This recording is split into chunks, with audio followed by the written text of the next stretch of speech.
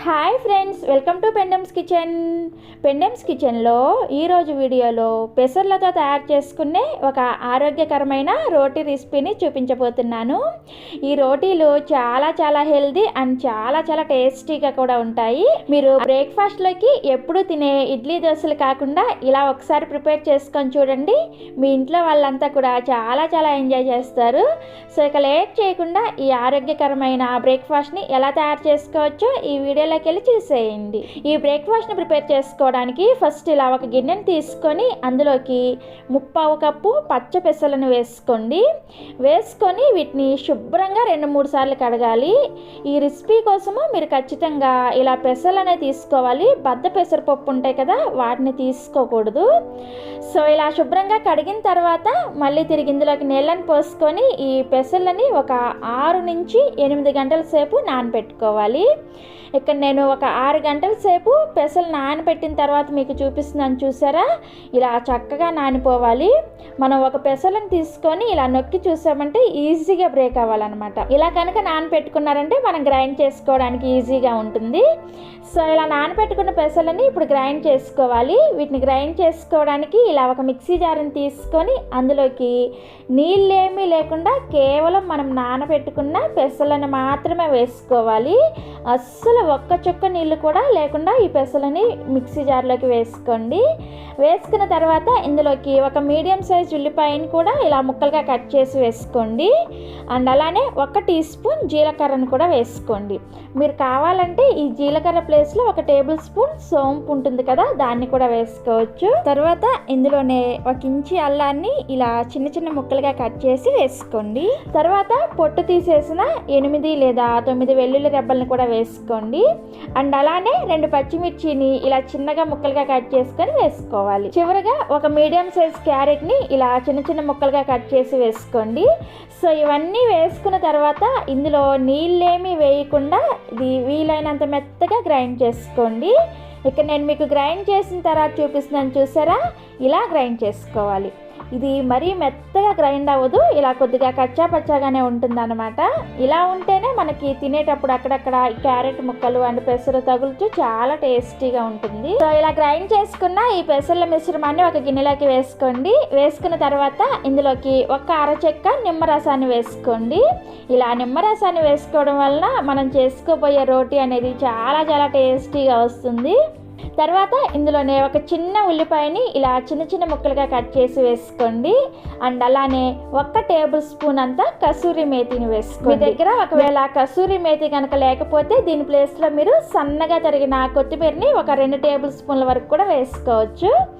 తర్వాత ఇందులోనే 1 tea spoon chat మసాలాని వేసుకోండి. ఒకవేళ మీ దగ్గర చాట్ మసాలా కనుక లేకపోతే 1 టీ స్పూన్ గరం మసాలాని కూడా వేసుకోవచ్చు. తర్వాత 1 టీ స్పూన్ అంతా వామును కూడా వేసుకోండి. అలాగే జస్ట్ 1 చిటికెడంతా పసుపును వేసుకోండి. చివరగా ఇందులోకి మీ రుచికి సరిపడా ఉప్పును కూడా వేసుకోండి.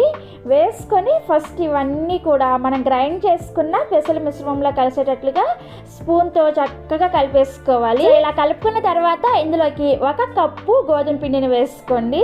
ఫస్ట్ ఇలా 1 కప్పు గోధుమ పిండిని వేసుకొని ఇదంతా కూడా కలిసేటట్లుగా ఒకసారి కలుపుకోండి. ఇలా కలుపుకున్న తర్వాత ఇందులోకి ఇంకొక కప్పు గోధుమ పిండిని వేసుకొని ఈ పిండిని కలుపుకోవాలి. ఇక్కడ నేను చూపించిన 1/2 కప్పు పెసలకి 1 చుక్క నీళ్లు కూడా వేసుకోకుండా పెసలను గ్రైండ్ చేసుకున్నారంటే కరెక్ట్గా 1 చుక్క నీళ్లు కూడా వేయకుండా మనకి 2 కప్పుల గోధుమ పిండి అనేది సరిపోతుంది.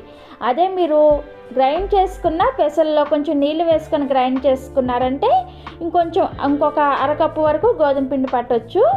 సో అది చూసుకొని పిండిని మనం మామూలుగా చపాతీ పిండిని ఎలా అయితే కలుపుకుంటామో ఆ విధంగా కలుపుకోవాలి. నాకైతే ఇక్కడ 2 కప్పుల గోధుమ పిండి అనేది కరెక్ట్గా సరిపోయింది. అండ్ అలానే నేను ఇక్కడ 1 చుక్క నీళ్ళు కూడా వేసుకొని ఈ పిండిని కలపలేదు. కేవలం మనం గ్రైండ్ చేసుకున్న ఆ పెసల మిశ్రమంతోనే ఈ పిండిని కలిపేసాను. సో ఇలా పిండిని కలుపుకున్న తర్వాత దీని మీద 1 టీ స్పూన్ అంతా నూనెని వేసుకొని మళ్ళీ ఒకసారి కలుపుకోండి. ఇలా కలుపుకున్న తర్వాత దీని మీద ఒక మూతను పెట్టుకొని 10 నిమిషాల పాటు పిండిని పక్కన పెట్టేసుకోవాలి. సో 10 నిమిషాల తర్వాత పిండిని మళ్ళీ ఒకసారి కలుపుకోండి. కలుపుకున్న తర్వాత ఇందులో నుంచి కొద్దిగా పిండి ముద్దను తీసుకొని ఇలా రౌండ్గా చేసుకోండి. ఇలా రౌండ్గా చేసుకున్న తర్వాత ఈ పిండి ముద్దని పొడి పిండిలో అద్దుకొని దీన్ని వీలైనంత పలుచగా చపాతీలాగా స్ప్రెడ్ చేసుకోవాలి.